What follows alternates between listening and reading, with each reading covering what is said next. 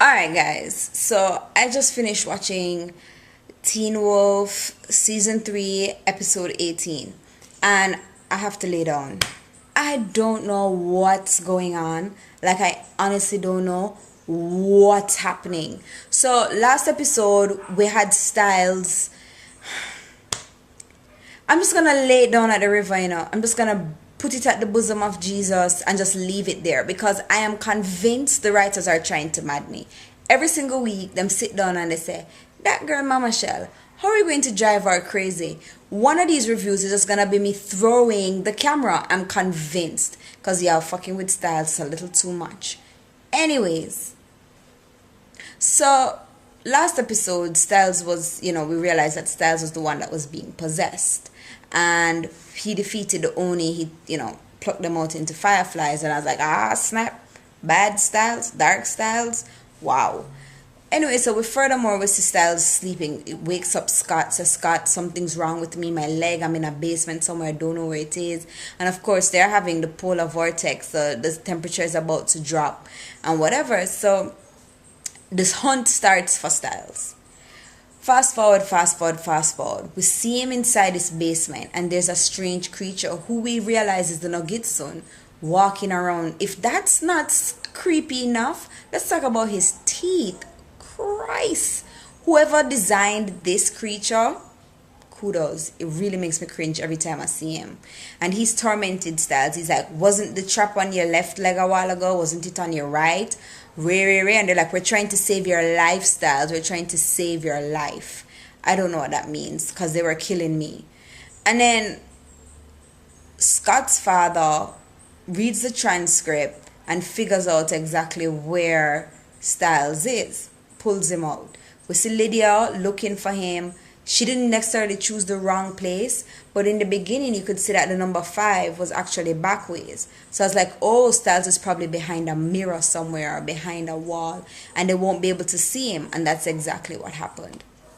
Now, we see Lydia's powers growing every single week, and it's very subtle because she went from just having a feeling or dreams or visions or hearing stuff to now she can actually she picks up, it's almost like it's not a scent but an emotion. She's like an empath in some sort of way, and I just want her to learn how to control it. And I think that's probably the most unfair thing, is that Lydia is unable to control her powers right now, and she's doubting herself so much.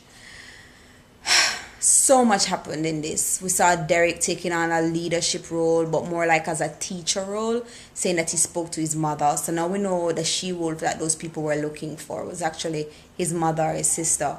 And so we see Derek taking on that kind of role and teaching Scott certain things, and Scott being very receptive, and that's cool. But the bromance between Scott and Styles is so real. Like, I felt his anxiety. This was just like 100% top-notch acting on everybody's part. Allison wasn't really there. She had fallen asleep and her phone was off, only to get some really weird messages. Now, Kira, I like you. I do. But you see these crosses that you're bringing on to my friends, you need to cut it out. You need to cut it out.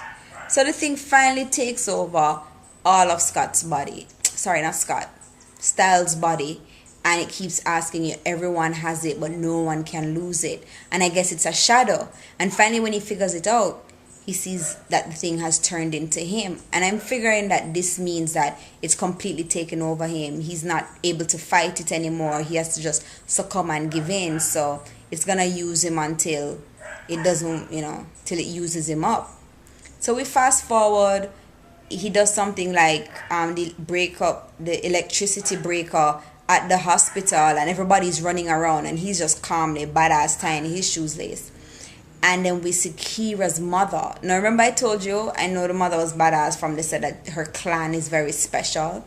And Kira's mother appears, and he's just like, oh, are you threatening? The first thing she says is, you know me? And it's like, yeah. And she's like, well, say, you could be in this little innocent boy's body. I'm still gonna kill you. And they're like, are you threatening me? And then, then badass Onis appear.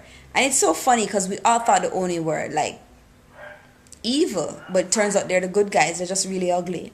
So the Oni appears and she's like, "Now I'm threatening you," and I'm like, "Ah, shit! It's about to get Crouching Tiger, Hidden Dragon up in here," but it doesn't. He just walks off, like he's saying, "I'm not afraid of you and your fireflies."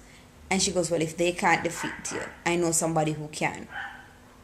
Guys, I wonder if the writers know that there's only a few more episodes left for this season. They cannot be driving me crazy.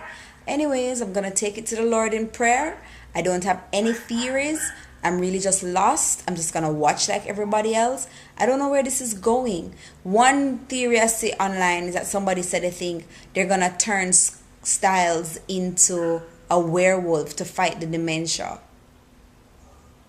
Wouldn't he then just be a demented werewolf? Isn't that scarier? Anyways, leave your thoughts. What did you think of this week's episode? I'm spent. I'm so tired. I'm just gonna go take a nap. Styles, the sleepwalking shit, we gotta stop it. We have to stop.